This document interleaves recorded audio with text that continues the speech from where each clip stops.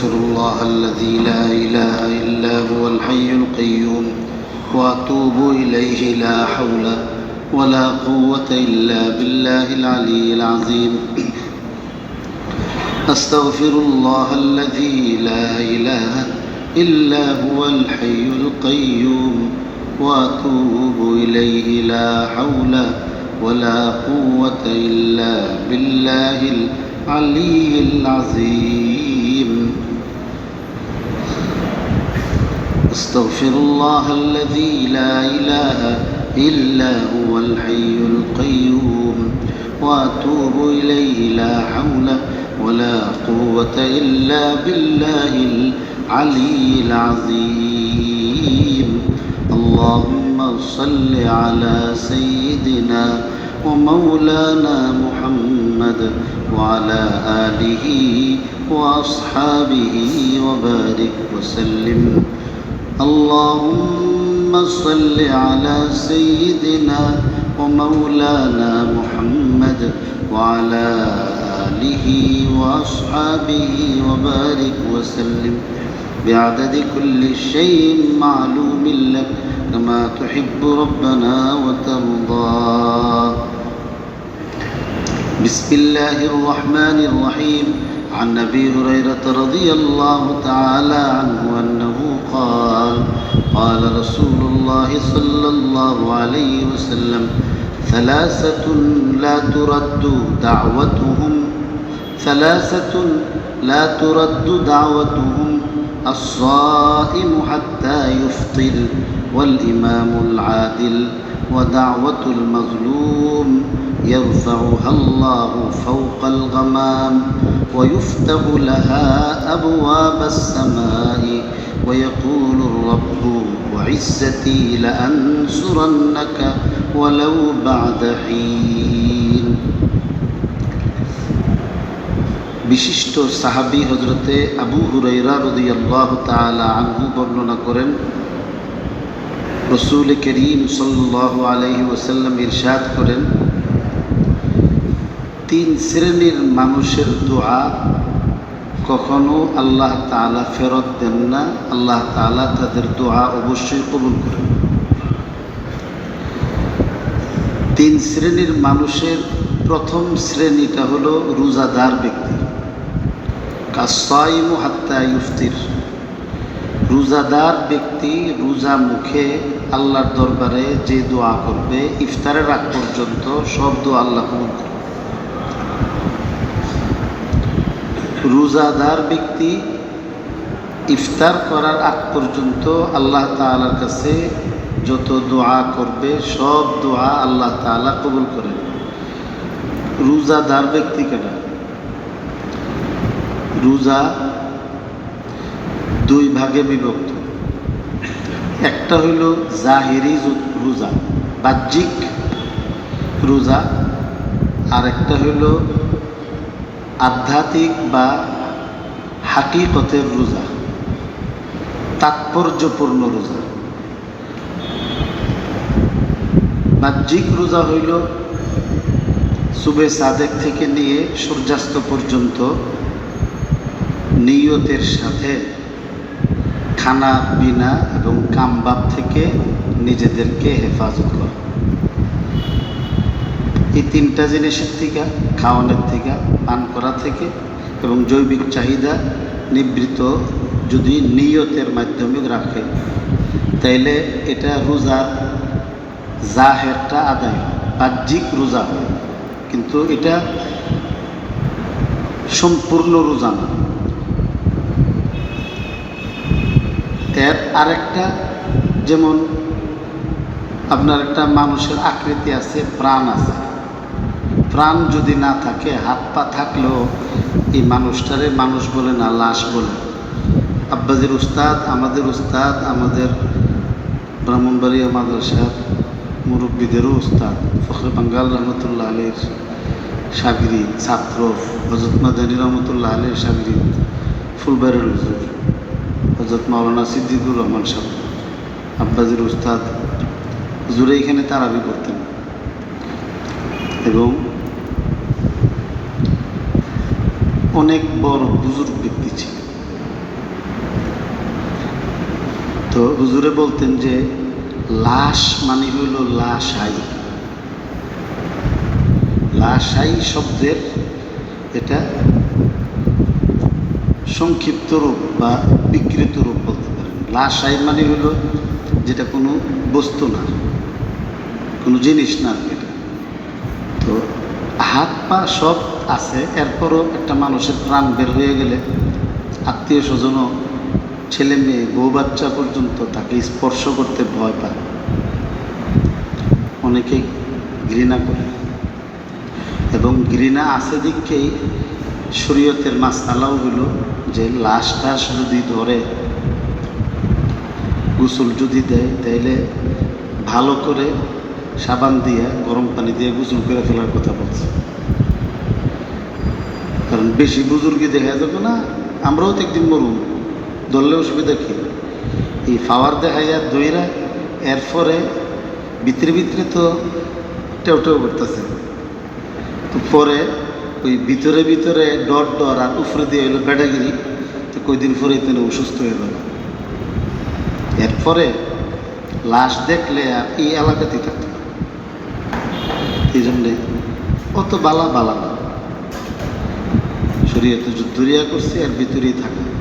সিমরালকান্দি বিএডিসির এক ব্যক্তি মারা গেছিল, অফিসার সাইতেন হুজুর মসজিদে, জিহাদি মসজিদে এসে ইন্তেকাল করছে নামাজ পড়তে এসে জোহরের সময়। তো আব্বাজি তখন বললেন যে গোসল টুসুল করে ফেললে কি, আর বললেন যে একটু গরম পানি আর কয়েকটা বড়ি পাতা দিয়ে দিন। শরীয়তের মধ্যে এটাই বলছে। এখানে কোনো এক সরকারি কর্মকর্তা ওইখানে উনি আব্বাজির প্রশ্ন করতেন, গরম পানি কেন, বড়ি পাতা কেন? আব্বাজি কিছু কি আর লেগে এমনি না, মানে ইসলাম তো মানে একটা যৌক্তিক ধর্ম, এটা তো একটা রিজন আছে, এটা কেন, এটা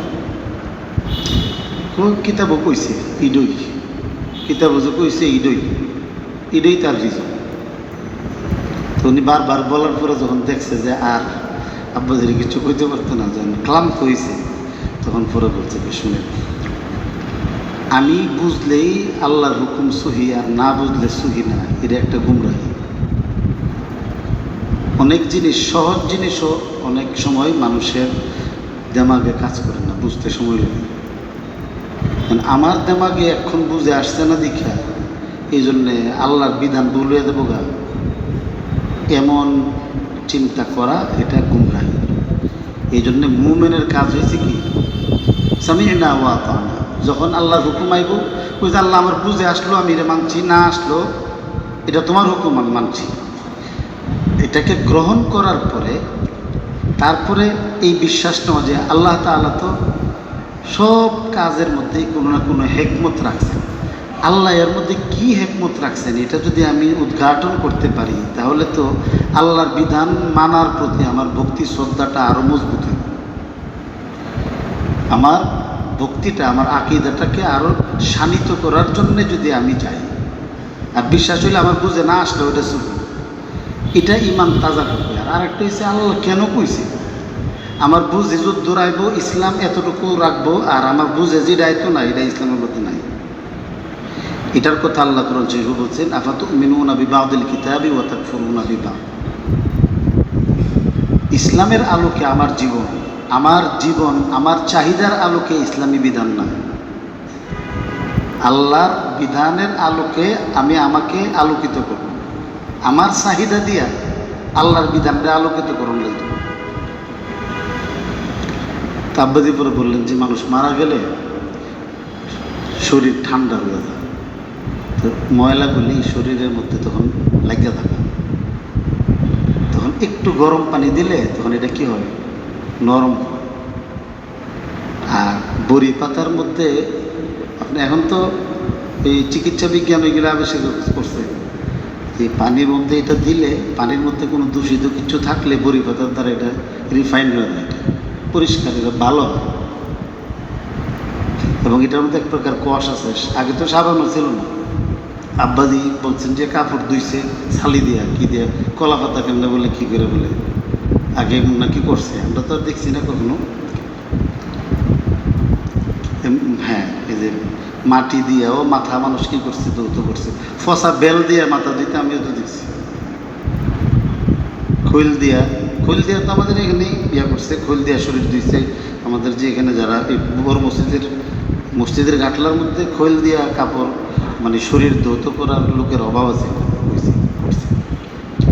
এখন তো আমাদের ছেলেপেলেরা খৈল দিয়ে লাগাইলে জুমা, এতে শরীরের মধ্যে আরো ময়লা লাগাইতেছে। তো যাই হোক, তো প্রাণ যদি না থাকে তাহলে লাশের কোনো দাম নেই। তো রোজারও একটা প্রাণ আছে। নিয়তের সঙ্গে খানা পিনা আর কামবাব থেকে বাঁচায় রাখা, এটা হলো রোজার বডিটার মধ্যে স্ট্রাকচার হয়েছে এটা। কিন্তু আসল রোজা হইল নিজের চোখটারে হেফাজত করা, চোখের রোজা রাখুন, কানটারে হেফাজত করা, গুনাহ দিয়া গুনাহ না শুনুন, গীবত না শুনুন। গুনাহ খালি গান শুনলেই গুনাহ, নিজে গীবত করছে আরেকজনের গীবত শুনছে। তো গীবত করা যেমন হারাম, গীবত শুনুনও কি হারাম। জিহ্বাটাকে আপনার নিয়ন্ত্রণ করা, জিহ্বা দিয়া অশ্লীল কথা না বলা, গীবত না করুন। তারপরে হাত দিয়া আপনার নাজায়েজ জিনিস স্পর্শ না করুন, হারাম জিনিস উপার্জন না করুন, পাউডারে দিয়া হারাম জায়গার মধ্যে না যাওয়ান, মসজিদের মধ্যে, জিকিরের জায়গার মধ্যে, তেলাওয়াতের জায়গার মধ্যে যাইতে পাউডারের ব্যবহার করুন। কলবের মধ্যে নাজায়েজ খেয়াল না ঢুকান, দেমাগের ভিতরে কুচিন্তা না করুন। সবাই ঘরের মধ্যে দিচ্ছে, এখন তো ঘরের মধ্যে বৈশাও আপনার রোজা নষ্ট করার জন্য যথেষ্ট। মোবাইল দিয়ে সারাদিন আপনার ইয়া করতেছে, সারাক্ষণই মোবাইল। এমনি তো দরজা লাগায় মনে করতেছে উনি 30 পারা জানি খতম করে লিখছে। এটা হযরত মাওলানা সৈয়দ মাহমুদ মাদানী দামাত বরকাতুহুম বলছিলেন যে এই মোবাইলটা একটা জিন্দা মুসলমান কওমরে মুর্দা কওম বানাই দিয়েছে। তো কিচ্ছু নাই, মোবাইলও নাই, কিচ্ছু নাই, শুয়ে শুয়ে কুচিন্তা করছে মাথার মধ্যে। তো তাইলে এই দেমাগের রোজা হল নিজের শরীরে। এরপরে জিহ্বার মধ্যে হারাম গেজা না লাগানো। হারাম খাইয়া রোজা রাখবো হইতো না, আদায় হইতো না। হালাল জীবিকাও পেট বইরা না খাওয়া, হালাল রোজার মধ্যে এত বেশি না খাওয়া। এই সব জিনিসগুলি হলো রোজার হাকিকত, রোজার প্রাণ। তো খানা পিনা কামভাবের সঙ্গে আধ্যাত্মিক এই জিনিসগুলি যখন আপনার একত্রিত হয় তখন আপনার এটা সত্যিকারের রোজা হয়। তো বুজুর্গানে দিন বলেন যে রোজাদারও 3 ভাগে বিভক্ত। এক শ্রেণীর মানুষ হলো সাধারণ মানুষের, মানে সাধারণ মানুষের রোজা। সাধারণ মানুষের রোজা হইল খানা পিনা আর কামভাবের থেকে বাচ্চা রয়েছে, আর কিচ্ছু নেই। আরেকটা হলো নেককার মানুষের রোজা, একটু উপরে। ওনারা খানা পিনা কামভাব থেকে নিজেকে হেফাজত করার পাশাপাশি হাত পা কর্ণ নাসিকা এই সবগুলিও ঠিক রাখছে। আরেকটা হলো আল্লাহর মুকাররব বান্দাদের রোজা। ওনারা খানা পিনা কামভাব থেকে জাহিরি রোজা যেমন রাখছে এবং রোজার হাকিকত যেভাবে আদায় করছে, করার পাশাপাশি ওনারা দিলটারে গায়রুল্লাহ, আল্লাহ ব্যতীত সব কিছু থেকে এটারে সাফ করার স্পেশাল আর একটা রোজা রাখে, যে এখানে আল্লাহ ছাড়া আর কোনো ইয়া নেই, শুধু আল্লাহরে ডাকে। এবং এই সব কিছুর দ্বারা এই সারাক্ষণ খালি ওনারা এটাই কল্পনা করে যে আল্লাহ, আমি তো রোজা রাখছি তোমার খাইবার লেগে, তোমার রাস্তাটা ভুল, তোমার রাস্তাটা আমাকে দেখায় দো, बता हमको तेरी राह किस तरफ है, तेरी राह पर चला हमको खुदाए। আল্লাহ তোমার রাস্তাটা কই, আমি তো মূর্খ, জানি না। আমি তো এই সব কিছু বাদ দিয়েছি তোমারে পাওয়ার জন্য, কারণ আল্লাহ খায় না, পরে না, আল্লাহ তাহলে কিছু বুক করে না। আমি তো সব বুক বিলাস ছেড়ে দিছি তোমারে পাওয়ার জন্য। আমারে ওই রাস্তাটা একটু দেখায় দাও, তেরি রাহ পর চালা হামকো খোদায়, ওইটার মধ্যেই চালা, অন্য কোন রাস্তার মধ্যে নেই। একদম আল্লাহ তাআলার দিকে একনিষ্ঠ নিবিষ্ট মনে আল্লাহর দিকে ধাবিত হয়ে যায়। এটা হলো একদম মুকাররব বান্দাদের।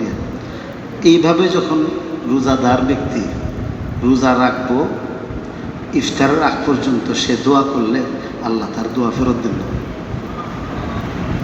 2 নম্বর হলো ন্যায়পরায়ণ ইমাম। ন্যায়পরায়ণ ইমাম, ইমাম 2 ধরনের, একটা ছোট্ট ইমামতি আর একটা বড় ইমামতি। ছোট্ট ইমামতি হলো মসজিদে নামাজ পড়ানো, এটা হলো ইমামতির একটা ছোট স্তর। আর বড় স্তর হইল রাষ্ট্রপ্রধান, যিনি রাসূলুল্লাহ সাল্লাল্লাহু আলাইহি সাল্লাম ইসলামী রাষ্ট্রের প্রধানও ছিলেন, আবার শরীয়তেরও কি ছিলেন, প্রধান ছিলেন। তো আল্লাহ যখন কোনো এলাকার মধ্যে বিশেষ নেয়ামত এবং মেহেরবানি করতে চান, কোনো এলাকার উপর আল্লাহর খাস রহমতের এরাদা হইলে আল্লাহ ওই এলাকার মধ্যে ন্যায়পরায়ণ শাসক দান করেন। ইনসাফগার নেতা যদি আল্লাহর কাছে দোয়া করে, আল্লাহ দোয়া ফেরত দেন। তো এটা হলো আদেল বলা হয় ন্যায়পরায়ণ, মানে তিনি আল্লাহর বিধান মোতাবেক ন্যায়নিষ্ঠ এবং কোনো ধরনের স্বজনপ্রীতি না করে, অন্যায় না করে, ন্যায় নীতির সঙ্গে যিনি রাষ্ট্র পরিচালনা করেন। এক, নিজের লোক হইলে এক ধরনের আইন, অন্য দলের হইলে আরেক ধরনের আইন নেই। আইন তার নিজস্ব গতিতে চলবে, তার নিজস্ব। বহু ঘটনা আছে এই ধরনের আমাদের বুজুর্গানে দ্বীনের,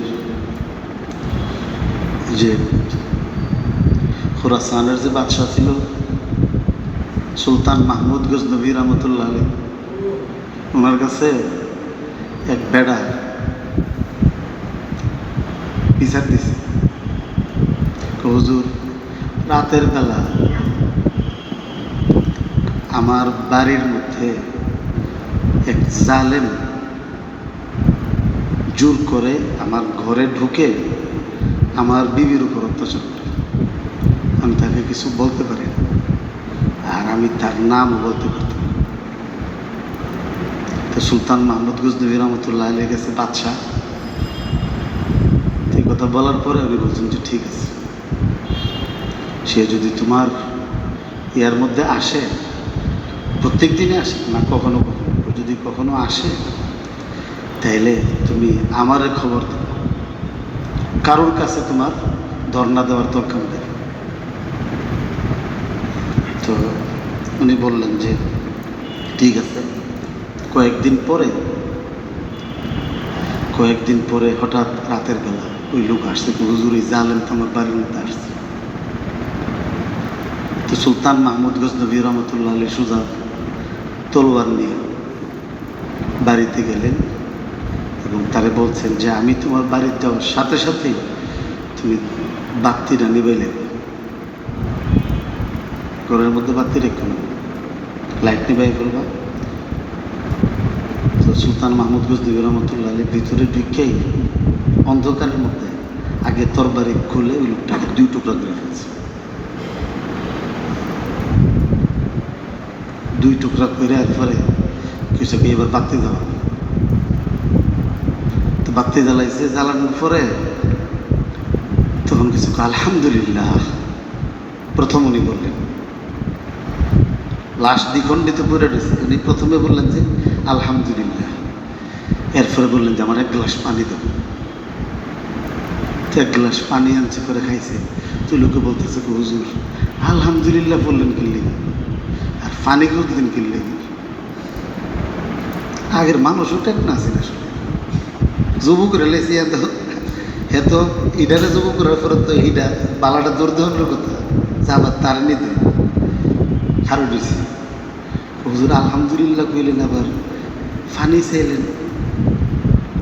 আলহামদুলিল্লাহ বলছি এই জন্য, তুমি যখন বলছো যে কোনো জালেম তোমার ঘরে আক্রমণ করে আর তার নাম বলতে পারতেছ না, তো আমার তখন আশঙ্কা হয়েছে আমার ছেলে পেলেদের মধ্যে কেউ কিনা, নাহলে তুমি আমার কাছে তার নাম কইতে পারো না। এই জন্যে তুমি বিচার দেওয়ার পরে আমি কসম খাইছি যে যতদিন এই জালেমরে আমি বিচার করে আমার প্রজারে জুলুম মুক্ত করতে না পারবো, আমি এক ফোঁটা ফানিও খেতাম না। এই জন্যে আমি বলছি যে লাইটটা নিভাই ফেলার জন্যে, কারণ ঘরে ঢোকার পরে যদি দেখি যে আমার ছেলে এমন অন্যায় করতেছে আর তারে হত্যা করতে গেলে পিতৃত্বের ভালোবাসা যদি আমার জন্য অন্তরায় হয়, বাধা হয়ে দাঁড়ায়, এই জন্য বেশি চোখ বন্ধ করে দেবো, বাতি নিবাই দেবো। আল্লাহর হুকুমের ক্ষেত্রে, ইনসাফ প্রতিষ্ঠার ক্ষেত্রে কোনো বাপ পথ নাই, জবু করে দিয়েছি।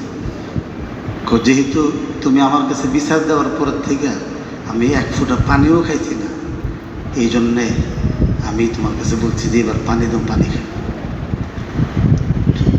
এমন ব্যক্তির দোয়া যদি আল্লাহ কবুল না করে, ক্লিনটনের দোয়া আল্লাহ কবুল, বদমাইশের দোয়া। ও দাওয়াতুল মাজলুম ইয়ারফাউহা আল্লাহু ফাওকাল গামাম, আর হলো নির্যাতিত ব্যক্তির দোয়া আল্লাহ কবুল করেন। আল্লাহ তাআলা মাজলুমের ফরিয়াদ আল্লাহ তাআলা আসমানের উপরে উঠায় নেন আর বলেন যে লা আনসুরান্নাকা ওয়ালাউ বাদা হিন, যে বন্দা তুই হতাশ হইস না, আমি আমার ইজ্জতের কসম খেয়ে বলতেছি কিছুদিন পরে হইলেও আমি তোমাকে সহযোগিতা করব। আজকে যে নামাজের মধ্যে পড়ছি, আল্লাহ কোরআন শরীফে বলছে ওয়ালাকাদ কাতাবনা ফিজ জাবুরি মিন বাদি যিকরি আন্নাল আরদা ইয়ারিসুহা ইবাদিয়াস সালিহুন, এই সারা পৃথিবীর রাজত্ব আল্লাহ ইমানদারদের হাতে আবার দিবেন। আল্লাহ বলছে ফিলিস্তিনে মারতেছে আমরা কারণে, ফেরার কারণে লেগে দেয়, ইফতার তো করতেছি নষ্ট হইতেছে। কে জানে বলছে একটা রাষ্ট্র এমন আছে যেখানে রোজা আছে, ইফতার নাই, সেহরি নাই। রোজাও আছে কিন্তু ইফতার নাই, সেহরি নাই। বাচ্চা আছে, মা নাই, বাপ নাই।